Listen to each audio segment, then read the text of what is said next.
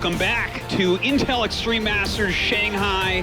Artosis up here on the desk once again with my Australian mateys. It's Pig and Maynard. Mateys. How you guys doing today? We haven't, well, I guess we heard you cast, but we haven't seen you at all, Maynard. Yeah, it's good to be here, man. Another IEM. Haven't been in Shanghai in 4 years. My first ever international event was actually Shanghai 2013. That's right. So I have memories here. And the StarCraft world was never the same again. It was never the same again, that's right. I started polluting everyone's tournaments, started going overseas more and more, and here I am again. Yeah, well, you do have the dreaded GGs, so... I got the dreaded everything, actually. Yeah, yes, indeed. It's kind of hard not to. Our next match that we're going to be having on stage here, going to be Stats versus iAsonu, of course, one of our Chinese players. He's been around forever as far as the Chinese scene goes. We'll be playing in GSL vs. World next week as well, so a nice little preview. I mean, he's a player who's probably been the most consistent in recent years, IA. He does have a few little ups and downs. I feel like there's been maybe Cyan last year in Shanghai made a bit more of a splash than IA. But IA is always there. Some of these other players in the Chinese scene go up and down a little bit more. I feel like IA is always very solid. He's very smart, very good, does very well in all of the Chinese leagues. But, I mean, Stats, that's a tough opponent for him, man. Yeah. A little bit. I mean, he is a GSL champion, arguably the best Protoss in the world right now. It's a tall mountain to climb for a poor IA, I think. And, I mean, he's just so rock solid, right? Generally speaking, that a Chinese Zerg style can get a bit aggressive. Will you be able to break through someone like Stats, though? That's the thing. Stats is that defensive kind of guy. He's dealt with aggressive Zergs before very handily. Like if he can get to that 3 base, he can get to that, that end game Protoss splash damage army. It's going to be very tough for anyone to crack him after that. Indeed, I agree with you on that. Now the Chinese crowd going to be hyped. We see up here DX Master going to be introducing our two players.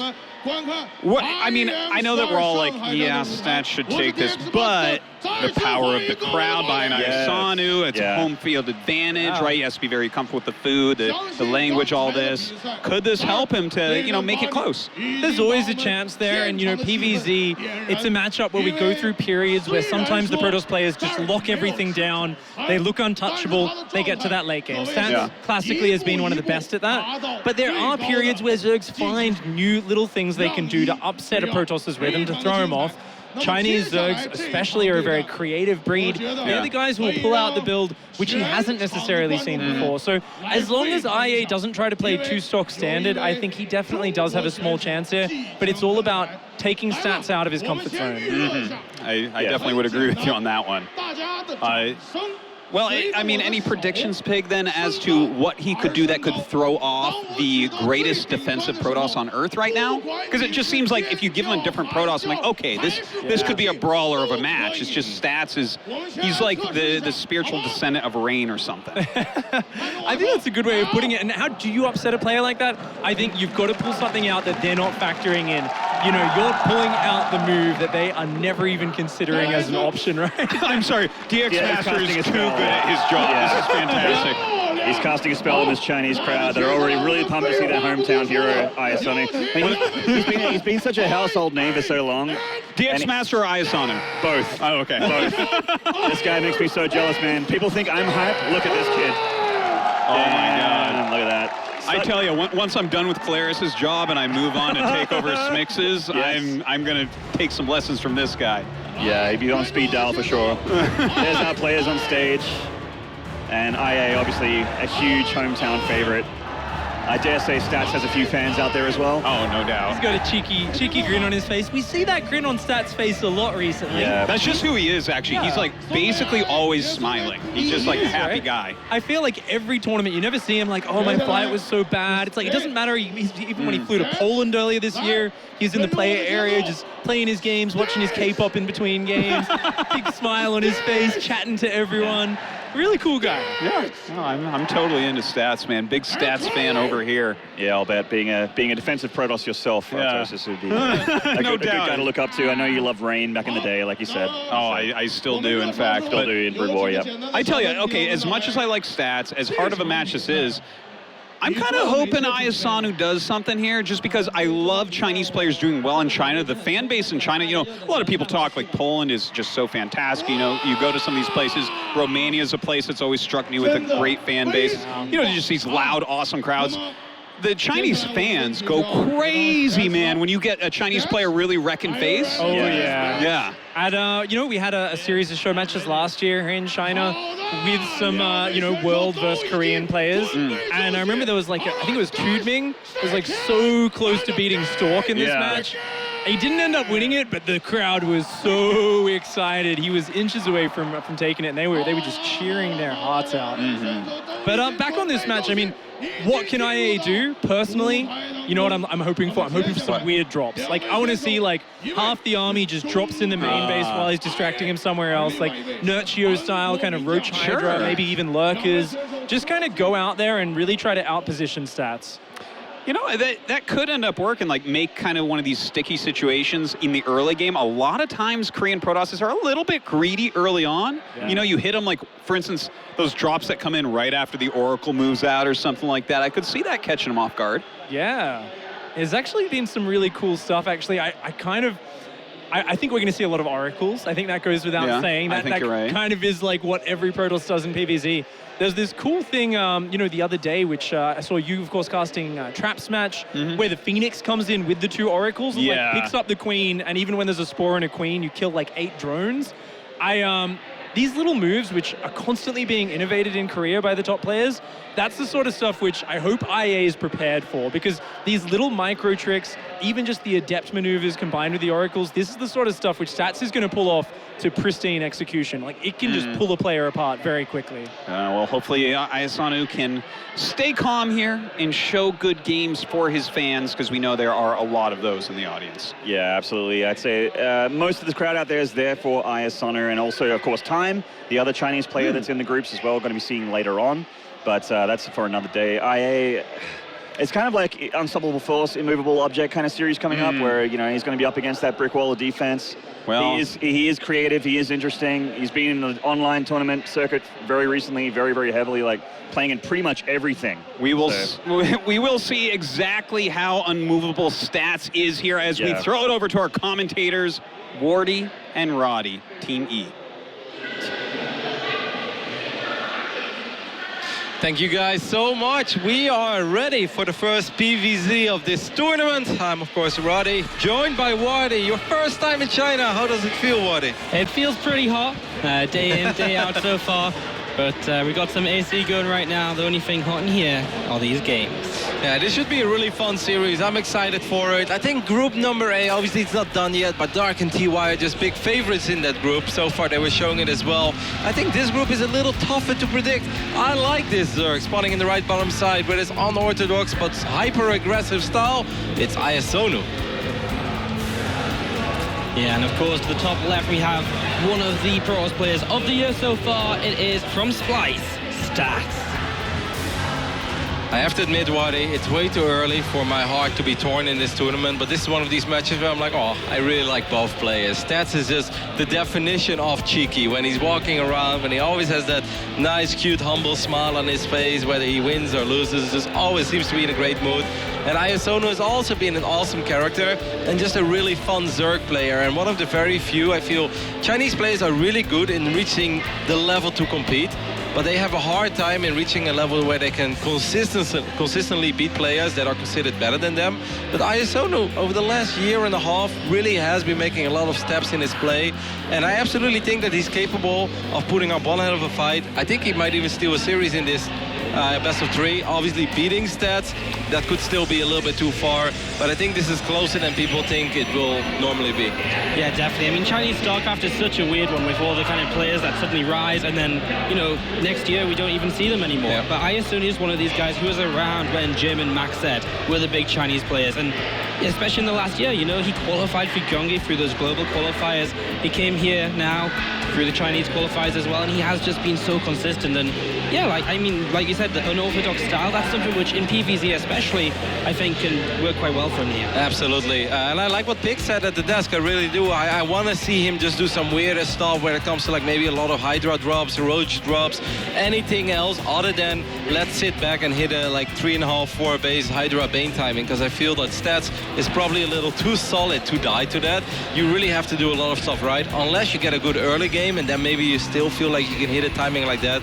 But I don't want to see iAsonu just do nothing. Like, this is already nice. I like this kind of stuff. I don't think he's going to get the pylon, though, with the depth like 60% done. But this is annoying. Now one Ling is going to sneak into the main base. Good job keeping all the Lings alive.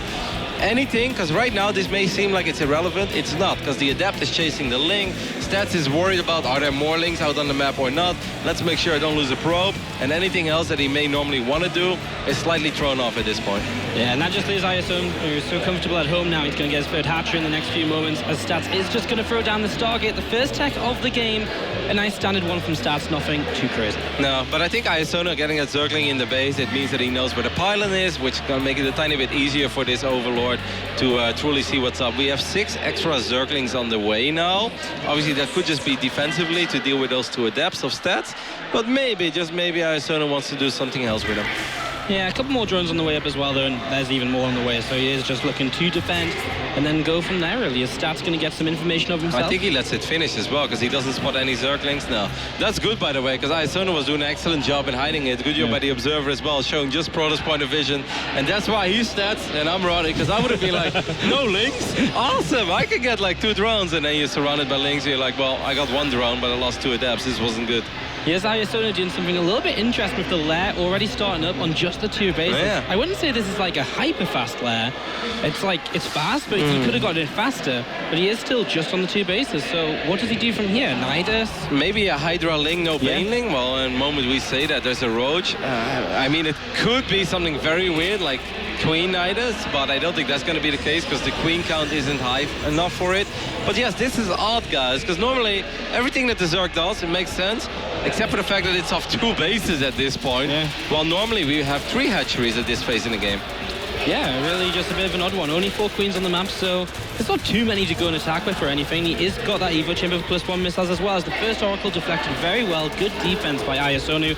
Easy to do on 2 bases, though. You shouldn't expect to take damage if you're sitting on 2 bases. Nope, and makes your life a little bit easier as a Zerg. You have to worry about less mineral lines. So Roach speed is on the way immediately, just like +1 missile attacks. Where are you going to take this iAsonu? I mean, obviously +1 Roach attacks were very popular for a while, but that's not something we see in Legacy of the Void PvZ, especially with the Immortals, how strong they are, the multiple overcharges that are available. Infestation Pit? What is this? What are you doing, mate? What does Stats even think of this right now? He's looking around on 2 bases. He's seen a lair. He sees an Evo Chamber upgrading. I don't think he can make much sense of this, right? I mean, is that lair? Yeah. So, yeah, I don't know what Stats thinks. He's thrown down his 3rd Nexus. He's taken a Robo. Like, Stats' build seems very similar to what it should normally be. Yeah, but I mean, this is obviously very passive by Stats, right? He's worried about an all-in, because normally you don't go 6-gate Robo, no Twilight, no Forge. So obviously our Korean Protoss is like, what are you doing? Well, I guess I better get a Mothership Core, maybe 1 Observer, and then definitely Immortals. Swarmals, I mean, 2 base Swarmals, though? I mean, you just can't get enough of them out to really be that sort of impactful new feature.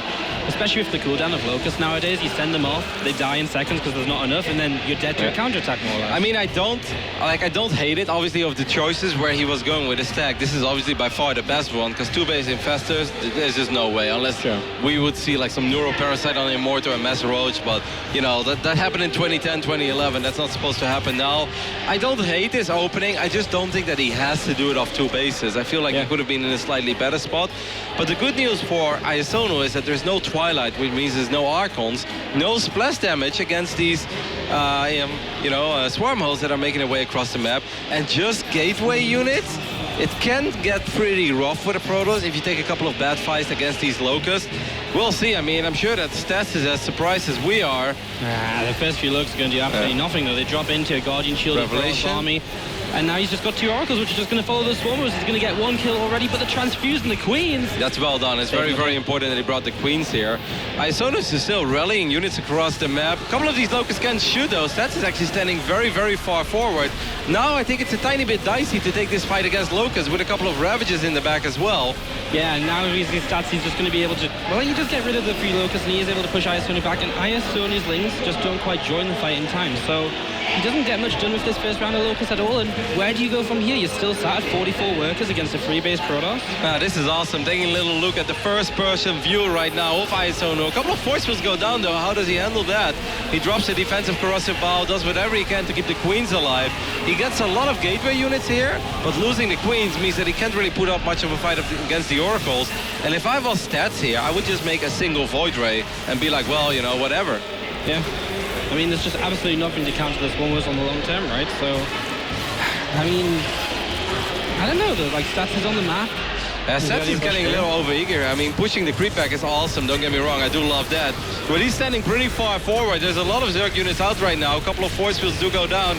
The Locusts are trying to connect. Stats is in trouble, Wardy. Yeah, we have flanking swarmers coming in. Those Locusts are going to jump right on top, and we see already one Immortal going down, multiple sentries, and Stats is completely retreating to the left side of the map. Wow, Stats overextending a little bit there. He's going to lose a lot of units. Obviously, Charge wasn't done yet. Blink is not done. He loses pretty much everything. One more Immortal can maybe get cut off here as well. No, that's not going to happen. But they can go for the Nexus, maybe go for the robotics facility. I don't know what iAsonu is going to go for. But things are looking good for our Chinese Zerg here in game number 1. Wow, he grabs some probes. He's going to get rid of these Zealots as well, and just Stats doesn't know where to focus right now. He just sends some Oracles to the right side, and those are going to be Swarm Hosts in trouble again, but not before more Locusts are going to be flying on into that natural. I really think he should have gone for either some Phoenixes or just a Void Ray, you know, to keep those units at bay, because there is absolutely nothing that shoots up after he killed those queens. Obviously, there can eventually be new queens, but if the queen count is that low, you can counter it with one Stargate. We do have 3 Oracles now, though, so iAsonu needs to be a tiny bit more careful with how he sends the Locusts in, but it's safe to say things still look awesome for the Chinese Zerg. That said, though, he does have to find some damage here because he's still only sat on 44 workers. I don't think he's even have a drone on the third base this entire game so far. Now the Archons, I think, in the Warp Prism. Yep. And they're going to... what do they do? Drop on the Ravagers? No, surely not, right? It's a little bit risky. I mean, he's going to be able to get a couple of shots off, starts doing a little bit of damage on these Swarmos. You do make an excellent point about the work account, which is low. Those Zealots do get taken down pretty much immediately. I mean, the work account is low, but look at the supply. It's 106 army supply against 27. iAsonu is about to break the natural of Stats. And Stats, you need to use that prism or anything, but he doesn't do it. GG, iAsonu, one of our Chinese competitors, has taken that map you thought he could steal. Yep. I mean, when we looked at this, we were like, well, I'm not too sure about this build, but he made it happen. He did what he had to do. He found the damage, and here we are. Stats, a GSL champion this year, is down 1 game. I think that it's safe to say that Stats obviously got over-eager, overconfident when he was defending and pushing the creep back. Because it's like, okay, you're doing really good and you've taken 0 damage so far, which means that you're doing a fantastic job against these Locusts. But you don't have Blink yet, you don't have any getaway ability, you have slow Zealots, he had no reinforcement point, and I guess I can only assume that Stats thought, you know, this Chinese Zerg, weird opening, but he's gonna drone up right now. iAsonu is like, no, we are not droning up, we're making more units, because I feel with this build, it's now or never, and well, it was now in the end. Yeah, indeed it was. So, iAsonu, looking pretty confident, looking pretty chilled. Yeah, that's awesome. Just imagine a world where obviously I don't know the score right now of Rogue versus Gumiho, but I can only imagine that Rogue is a better opponent for iAsonu if he would win the match, right? Because I think, you know, ZVT is always a very hard match to overcome if you're a slightly inferior player, and obviously with Gumiho winning a GSL, I think it's safe to say that iAsonu would be an underdog going into that match, but maybe a cheeky PvZ series if he wins here. That would be one hell of a surprise here at day 1 of the Intel Extreme Masters Shanghai. It does feel good to be back in China, even when it's a little hot as always, Wardy. It does indeed. What do you think Stats does here? Does he just try to play more... How do you play more safe than like 6-gate Robo? Yeah, I mean, I think that he was all right with his approach to the weird things that he saw. I just think he made a couple of bad judgments called later on. He overextended, and I also think like sometimes just make the game simple for yourself. You know, good old RTS logic. My opponent has no units that shoot up air. Maybe I should make some air units. I mean, it's good against the Locusts, and it pushes that army back. I really think that if he started building Phoenixes immediately or get 2 Void Rays, he makes his life 100 times easier. Yeah, I also love the flanking Swarm Host move as well, though. That actually caught Stats very off guard. He was not expecting that. So that does bring us into this game number 2. It's Odyssey, and starting us off to the bottom right-hand side of the map, it's iAsonu. He was definitely embracing all the fans cheering for him. That was awesome. And this man just stood on stage and looked adorable as always. but don't be mistaken. He's a killer in game. It's stats. And he is going to open just a little bit differently this time with the Nexus first. Any particular thoughts on the difference here? That's how I like to roll as well. Nexus first, gateway, and if you want to live really dangerously, which impresses everybody, the ladies, the men, it's no scout. And he's like, am I that crazy or not? He's like, playing against a Chinese Zerg, I should probably scout. Now, some people think that, if this happens, you are dead by default. And I think that's actually pretty safe to say, because this scout is very, very late. So Stats is kind of rolling the dice here a tiny bit. He could have gone Nexus first, but just scout after the pylon. Sure. And then you can always make some adjustments. You can decide where you want to build your gate, or maybe get a forge. Now, some people say you should never get a forge because you always end up behind. There is an argument to be made for that, but at certain openings, it's just very, very hard to defend with a gateway on the low ground. But Stats will scout, and to his relief, he's going to see that the spawning pool ain't done yet, which is good news. Hatch gas pool, the standard opening for Zerg, nothing crazy just yet. It could turn crazy though. You get that speed up, you start flooding those Zerglings, and that's something we talked about before. We might see iAsonu try and pick up a quick victory like that through this series. Meanwhile, at home, Stats does go double gateway, the cyber core now coming down. So probably expecting a couple of adepts to come out at some point here to apply some pressure, if not a split between a Stalker to start denying some vision. Something we've seen at a couple of the WCS circuit events, and that is a popular build on this map, is the double elevator Ling flood, right? Where you have Lings obviously knocking down the front wall, and then you've got one drop alert on the south side of the natural Stats and one obviously on the right top side of his main. It's relatively common. We've seen it a couple of times. Even some of the best Zerg players in Europe have used it. And I think it's something that is obviously in iAsonu's playbook as well. But so far we don't see an Evo chamber and we don't see extra links being produced. Yeah, we don't see anything weird at all. A third hatchery even coming down just prior to this 3-minute marker here now. As Statsy's going to throw down that Twilight Cancel, so opening up his own options for this game, whether it's going to be Resonating Glaives, whether it's going to be potentially a Robo Facility and Dark Shrine. There's so many possibilities and ways for Stats to get into the mid-game now. There's a Robo coming down. For me, this looks a lot like an Archon drop.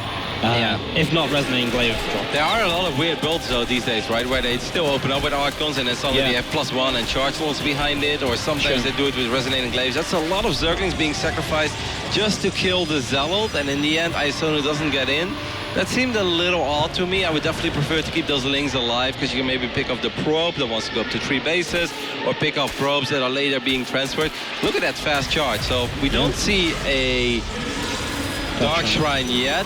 Are we going to see a Fortune? Because obviously wiping in a bunch of Zealots early on is fantastic, but I feel if Zealots don't have +1, it's 100,000 times easier for the Zerg to stabilize.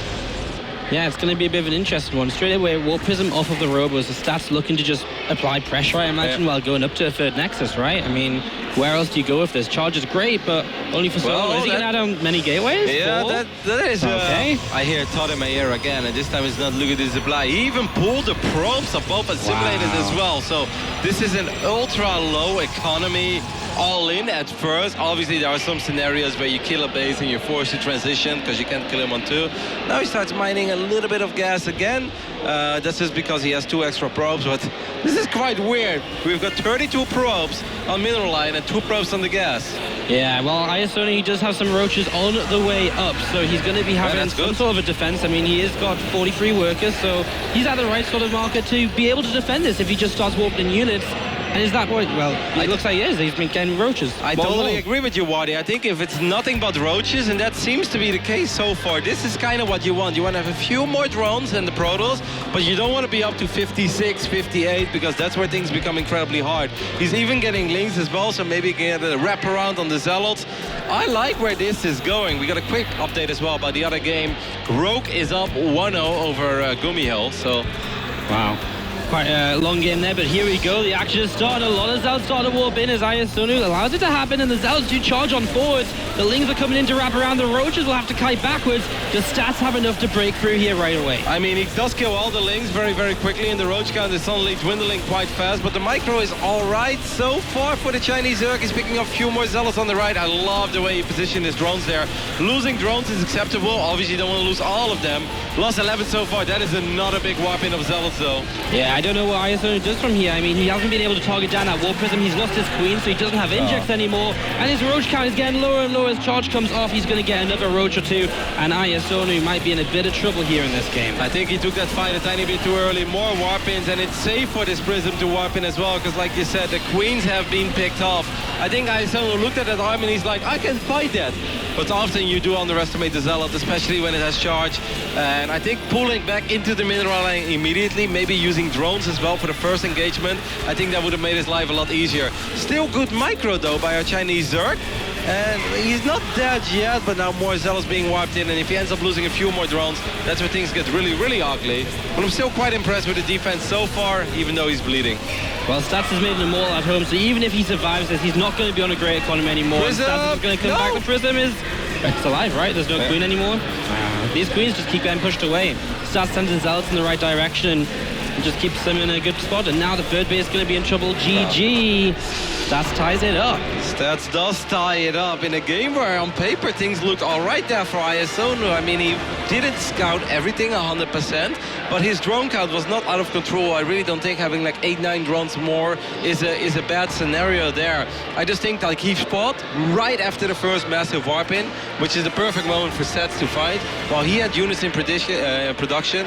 And if a Protoss is that committed to that two-base attack, I actually think it's worth to just pull back and even fight with the drones the first time, because all the gateways are being on cooldown at that moment anyway. So it's not like fighting on that moment means that you fight against a few less Zealots. Like, no, that was the best moment for Stats to fight. And iAsonu, I don't blame him, by the way, because I looked at it and I was just like, man, he's got a lot of units. I think he could do this. Turned out he couldn't. So obviously, you know, hindsight, go back, use that mineral line like he did later on, try to get at the Queens, and from that point on, I think it was doable. I think gathering the Queens is something that's so important to know, because he was so disjointed in that attack as well. Some of his units still down the ramp. He started to try and target the Prism, but before you knew it, Zealots were wrapped around each Queen, they're dead, and then the Roaches are taking damage, drones have to get in position, and it just isn't nice from there. So, well, Stats, it's interesting that he takes the kind of more aggressive opportunity this time around to kind of just kill his opponent here rather than just trying to macro up. I don't know, it's weird, because I feel as though Stats isn't someone who has to throw in an all-in against iAsonu, yet here we are, especially when he's a game down. And don't forget about his opening heater, also a little bit risky, right? Like, no, I agree with you. You were hiding the name tags. There's no way that I would tell you that we're casting Stats with iAsonu. But that's cool, you know, StarCraft II, we see these guys play all the time. We cast a lot of tournaments, we watch a lot, and every now and then we still see a lot of stuff that we can't explain from here. Now, obviously, this is day one of the tournament, but tournaments like this are brutal, man. You lose 2 best of 3s, you're out, you're done. Shanghai is beautiful, but they didn't come here to sightsee. They definitely didn't come here to sit in the heat, I can tell you that much. All right, let's take it away. We're going to start at the top left of Ascension to Aya. It is going to be iAsonu in the top left. Probably, I think whenever you die to a build like that, you're always like, I had a chance there. Like, that could have been me. I could have just 2-0'd this man who spawns in the right bottom side of Ascension to Aya. It is the GSL champion Stats. Stats looking to go one step further than he did at Katowice, of course. That grand final appearance was an insane series, but it wasn't enough for him to take home an IEM title. One of the best series of the year, I think. Definitely. I loved Katowice. It was just a fantastic event all around. We had a perfect mix of beautiful storylines. And, you know, I think a tournament is great when you remember stuff of the first and second day, where we like did the open bracket back then, but we just had a lot of fun with it, you know. The Artosis and Ziggy show, who can ever forget? Like, Artosis just fanboying out of Ziggy. It was just an awesome tournament all around till the very, very end. We had Alive playing his heart out that tourney. So many great storylines. TY was victorious, and he is, of course, in action today already. Taking down Penguin pretty quickly back in Group A. He'll be coming up next again, I think, in the winners match. That continues after we do these starter matches of Group B. That was brutal. I feel for Penguin. I made the mistake of last night at dinner saying, I think Penguin can put up a fight. And as he put it, he put up a fight, but not much of a fight. Well, he kind of got smacked around there a little bit. But there's no shame in getting smacked by TY, as that would go for most of us. So far, nothing crazy happening here in game number 3 of this first match of Group B. Now, after this game, I do believe that we go back to Group A. Group A. Yeah. Obviously, that's going to be one hell of a match. We've got Dark versus TY. There's a good chance you see that again in the semifinals, or if they don't allow that, that could even be a final. Yeah, it's crazy. I mean, I think all of these groups are likely to have winners matches, but you're like, well, this could be the finals of the entire tournament. You know, these are some of the very best Terrans, Zergs, Protosses that we have in StarCraft II at this point. Yep, you never know how it goes. It often happens in a weird way as well, where the two players that are in the same group, somehow they meet again in the finals. It happens pretty frequently. Now we do see the first tech building being wiped in by our Korean Protoss stats. Got the Twilight more than halfway done. You know what, I think it's fascinating how much everybody delays their mothership core these days. It's like, if you do that on the ladder, you're gonna lose an insane amount of MMR every single day. Because people will roach rush you, they will Ravager rush you, they will link flood you or bailing bus you. And yes, obviously they send out their first adept, and they're very, like, the small things though, because we see right now a game where nothing is happening, but we do see that probe. And that probe does give Stats the safety and security and intel that he needs to play as greedy as he does. This game though, we could be seeing some massive link drop alert play that I thought we could see on Odyssey, but I think we're gonna see it on Ascension. Yeah, we see the first drop alert already morphing in. Overlord speed is about to finish, and the Zerg lanes are starting to run across the map. Okay, so I think this Dark Shrine positioning is very important, because often links get a wraparound on it, and it is a little bit protected on the south side. These two adepts could be very annoying, but he does shade back. Oh, but he doesn't see all the links, right? He has absolutely no idea about it. He's making a warp prism out of the robo. Stats doesn't even have a mothership core, right? No, he doesn't. He's got two adepts on the map. On the other side, he has absolutely nothing to defend against this. This mineral line is completely open. Yep, there is no pylon on the south side there. If iAsonu goes for that pylon immediately, this is a disaster for Stats. So these two adepts are very important. He does have good positioning on them, but now he's just going to ignore them and instead go to the natural, where that mothership core is in production. Obviously, iAsonu needs to do a lot of damage here, but I think he will. Why is he running behind it? I wish he wasn't. Yeah, I wish he was just making more Zergs, because this is one of these situations as a Protoss player where you just don't get that chance to stabilize, and it just becomes worse and worse for you. With a Dark Shrine up, Stats has so much potential to not just turn this away now, but to do damage across the map. And iAsonu, only 4 workers killed. Why do you go double drop alert if you don't want to keep on making links? I feel like if you just want to make some harassment, try the 1 drop alert. And he's going to be annoying here. And don't get me wrong, he did some decent damage. I just felt there was an opportunity to do a lot more. Yeah. I mean, you said it, like that single pylon, it could go down and then there's no robo. Since Stats was going to shade in between that pylon anyway, just kill the pylon, and then those adepts are, that's a nice little pickup as well on the Stalker. So this drop alert is probably going to go down with all the links inside of it as well. I mean, great hold by Stats, but I feel that iAsonu could have done more there. Yeah, it feels as though iAsonu is sort of defeating himself at this point right now as he does start to go into that lair. At least he did this off of 3 hatcheries, you know, at least he droned up quickly when he did, because now he can still play this game out to some extent, albeit his +1 melee is a bit later. He is forced into a lot of roaches to make sure he can defend a counter-attack. It's not perfect, but it's something. This is one of these games where you look at the numbers and you look at the stats and the work, and you're like, this is probably not that bad, right? And obviously the third nexus isn't done yet, and there is no charge yet, there is no resonating glaives, no blink. So it's not a disastrous scenario, but normally a player like Stats here, he's gonna get busy with Archon soon if he wants. He still has that Prism. He doesn't have anything here, but we could see him very well warp in a couple of Dark Templars as he has plenty of gas. And then normally he just does such a fantastic job in keeping the Zerg low on eco. Yeah. And then eventually the Protoss army becomes too much to handle with. But you can see that Stats is thrown off a little bit though. Like he's floating quite a bit of gas. Supply blocks for a little while. Pilots are finishing up now. He has still not used the Twilight, which I find the most surprising thing of everything. Well, these are those first 2 Dark Templar walking in, so his build has been completely thrown off. He will get 2 Archons up right now, which, as you said, it's a good way to start slowing the Zerg player down. It's a good way to start keeping them busy.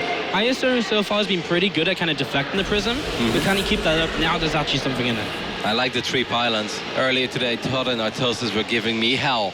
They said every time I watch you play, you make 3 or 4 pylons. It was like, well, there are some weird scenarios where you'd rather be safe than sorry. And I like what Stats is doing there, because the last thing he wants to do is try to go up to 3 bases. Pylon number 4. That's right, my man. Safety first.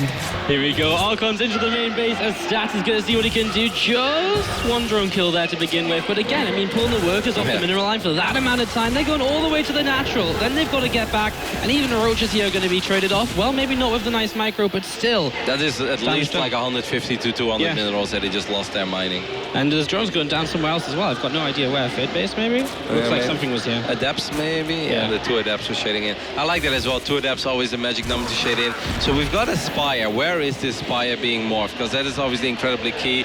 If the Archons spot this, that is very, very bad news. But there is a good chance. Normally, if I'm Stats right now, I look at this game, I'm not thinking Muras immediately. You know, obviously he's Stats and he's thinking on a much higher level than I am.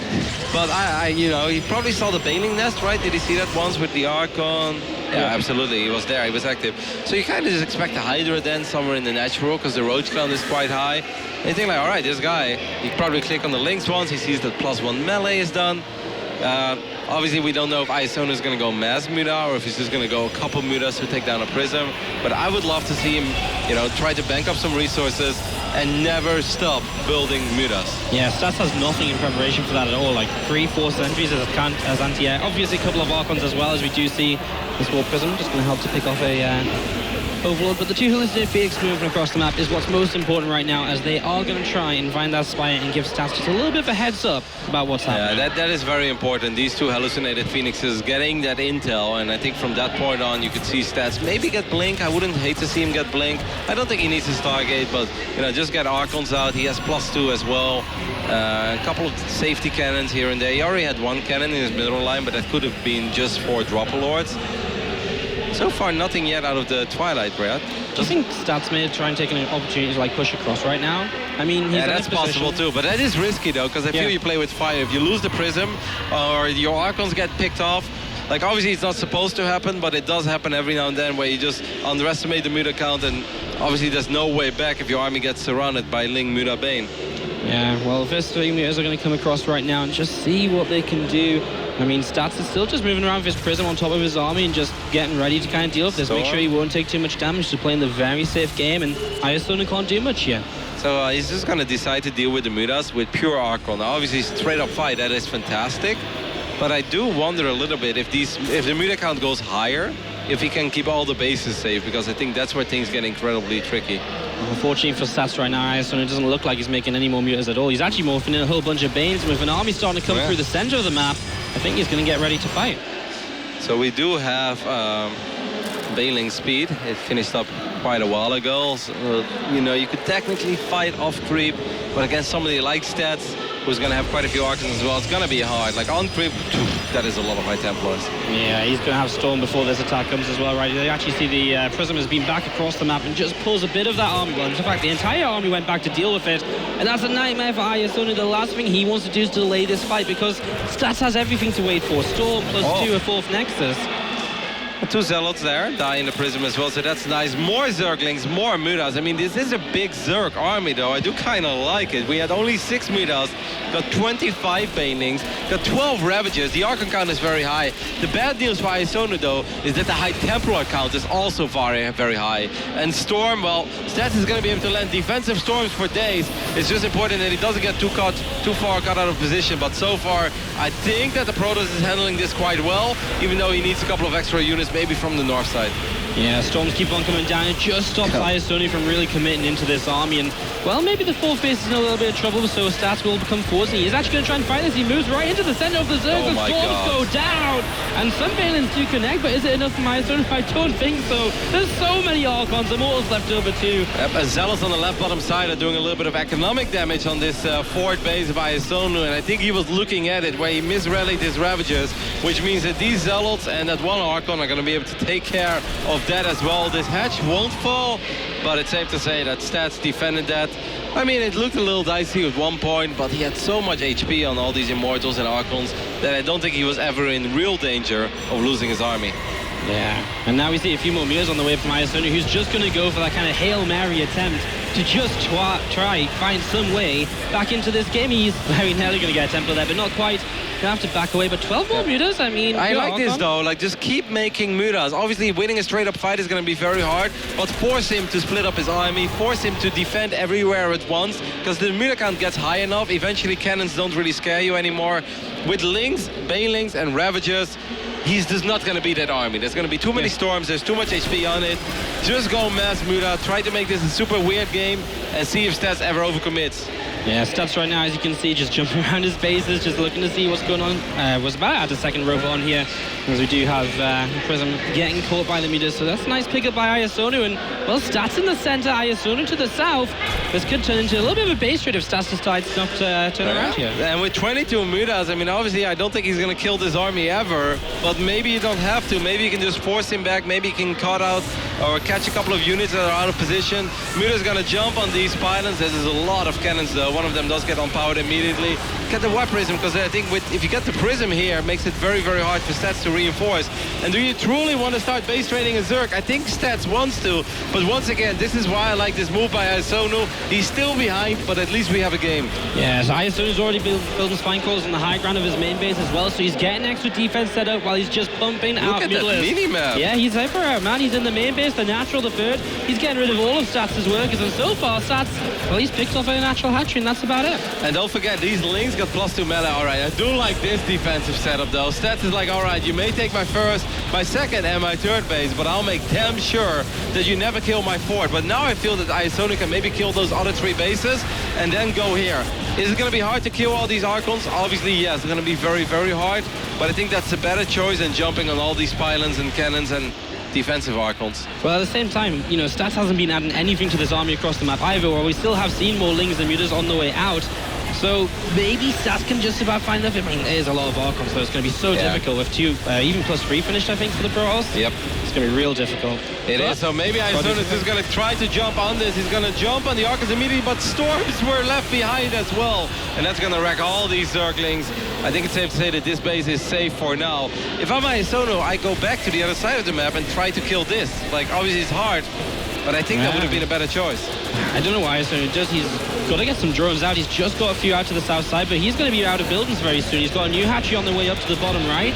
It feels like eventually Stats is just going to bully his way towards that hatchery and towards the fight, which iAsonu is not going to be able to win. He shouldn't let these units go home, though, because if this army goes home, there's going to be Storm again as well. Unfortunately, the link count is nowhere near as high as it once was. I think iAsonu is going to go for it. I mean, this is hard to kill, don't get me wrong, but maybe just... Nah, I mean, that's a lot of blue bulbs. I don't know. I love the movement of Stats as well, because if 2 Archons are split off, then suddenly it becomes maybe doable. But if everything is together, you cannot jump on 7 Archons. And Stats is just making it impossible for iAsonu to get a good fight here. Yeah, and when he realizes he's got the opportunity to get back towards those Archons, he's going to go for it. The Lings run in and they melt. You see the High Templar coming in from the right. The Storm is going to go down, and that's just going to be enough. GG! Stats takes the series 2 games to 1. Yeah, that's still a fun last game, though. I really like it. And I wonder what would have happened if iAsonu would have gone for the Mutas immediately.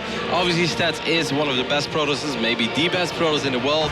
So he knows how to deal with mass Muta. But I still like that iAsonu went for it, because with that point, with Banelings and Ravagers, you were just not going to do it anymore. But Stats, he's just showing us calm, collected, leaves enough Archons at home, leaves a couple High Templars at home. And he's like, yeah, you can take 3 bases, but the number 4, that's the one you'll never get. Even the initial defense in that game was just, 16 Lings in his main, and sure, maybe iAsonu could have followed up with more Lings, but man, he's he just only lost 4 workers when there was nothing in position, so all good. And Stats does recover. Very fun first series, though, of Group B. We enjoyed it. Let's see if the boys at the desk enjoyed it as well. And what else is going on currently at the Intox 3 Masters in Shanghai? Group A, I'm going to let you finish, but Group B is the best group here today. That was a 6 series from iAsonu, making it nice and close against Stats. And Maynard, we have something pretty awesome going on here, right? We do, and it's still actually happening right now on my laptop. We're in game number 3 between Rogue and the GSL standing champion, Gumiho. And Gumiho's been making it happen in every single game of this series. Game 3 is no different. Rogue took an amazing fight, actually, in the middle of the map, where he got amazing blinding clouds, shaved off about 40 army supply of Gumiho. But as we can see, he's still holding strong. He's being very defensive with his mech army, trying to get the army supply up as high as possible. Meanwhile, Rogue's creep spread, he's just taken this map, man. He's got all these bases. He's got a huge tier 3 army. He's got double Spire in production now. He's already got 1, and he's going to be looking for that big air transition. What are you've been watching over my shoulder, Pig. What have you been thinking about this one? Pretty cool to see the change up in styles. The previous game, Rogue was going very reliant on mass swarm host, and it looked like he was getting a little bit of ground, and then Gumiho just got up to 5 bases, got a massive tanks and Thors, and the swarm host just couldn't make a dent in him anymore. This time, much more reliant on these Vipers, and it's been working out very well for him. He keeps on taking very good trades. Before it was a big blinding cloud and about 6 or 7 siege tanks. There we see a couple of abducts. And, I mean, that efficiency war, that's what you have to win when you're playing against Mech. Rogue's doing a good job in game number 3. Rogue went, as soon as he identified Mech, he went straight into Hydra production and got a very fast hire for those Vipers, like you said. That adjustment has really made all the difference for him in game 3 here. He's definitely in a good spot. His bank's pretty incredible. His army's pretty incredible. He's nearly got full upgrades, and as we can see, Broodlords have joined the field here. The GG Lords coming out for the Zerg. And Gumiho's air army, it's not bad, but again, you gotta worry about those Vipers and those Hydras.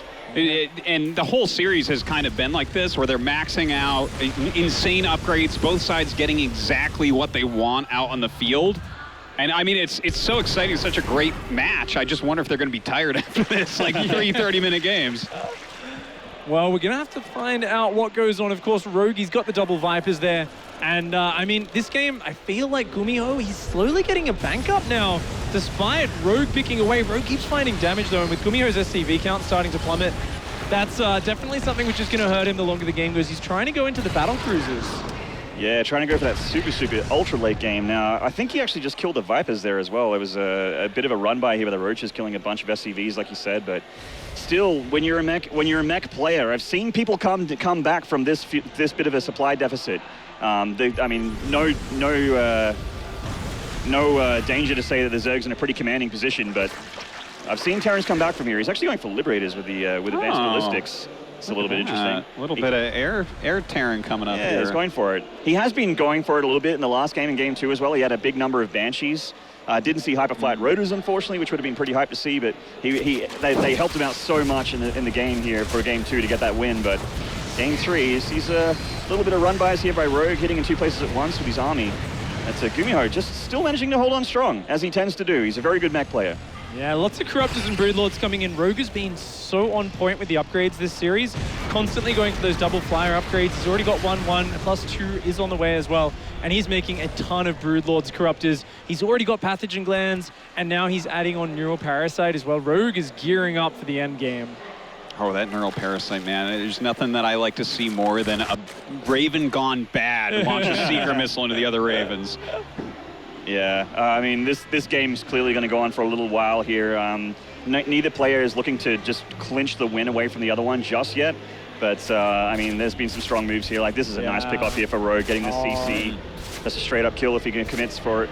Yeah, Gumiho, I mean, and he's going for, like, pretty much Mass Liberator here, but with Hydra Corruptor Infestor out, it's kind of tough. If we just see the Units tab, Go for it, man. How many Corruptors? 16 Corruptors out versus 10 Vikings, 10 Libs. No Vipers right now, which means no Parasitic Bombs. And actually, even though we got the Infestor upgrades, there's no Infestors on the map. I feel like this was Rogue's problem in that last map. He didn't get any Spellcasters out. I think he really needs those, or that air army is going to be super powerful. Well, ask and you shall receive, Pig. Vipers on the way.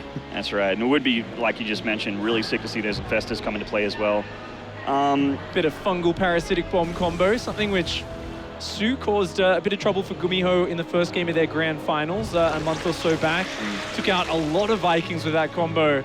And that was really the only weakness we've seen in Gumiho's armor. When he goes for this style, if you can snatch a bunch of those Vikings out of the sky, it's like the most important piece of the puzzle which glues everything else together.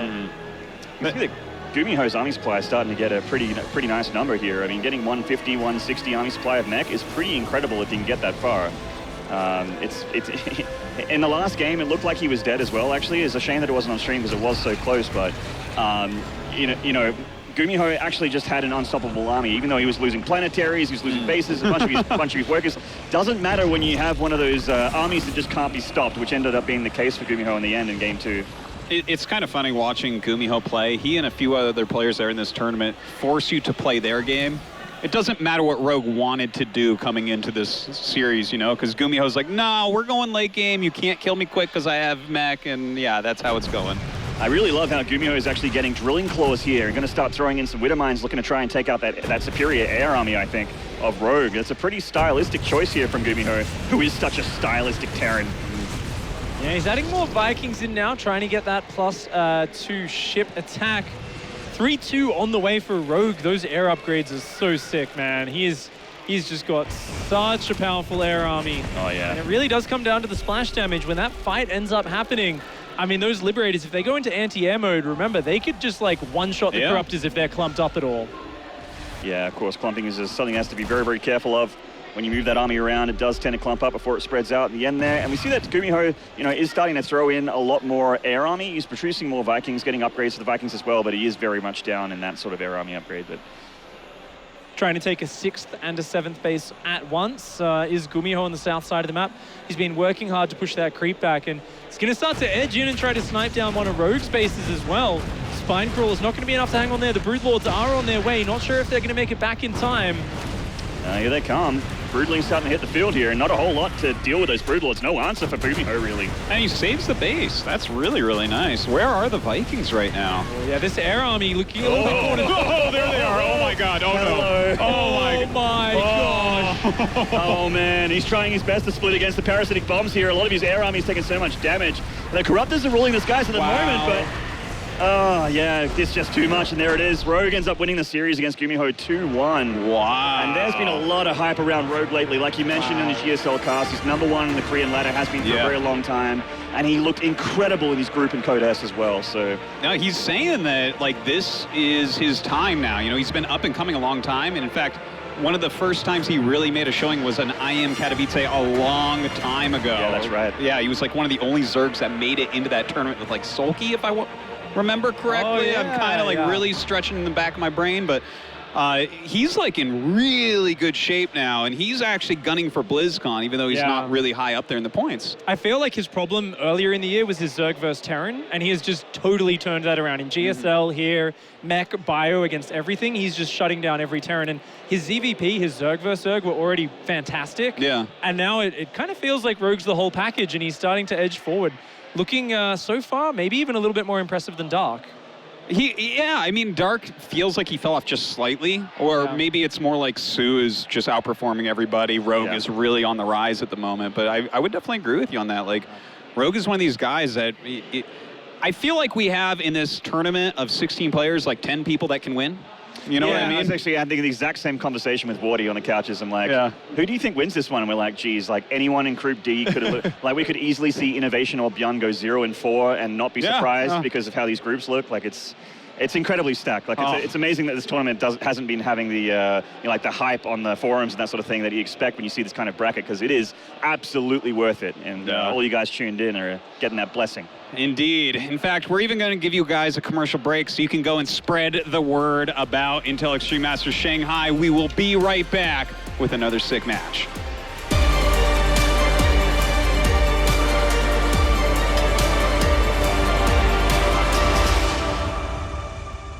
Do you want to feel like a pro gamer? Wait no more.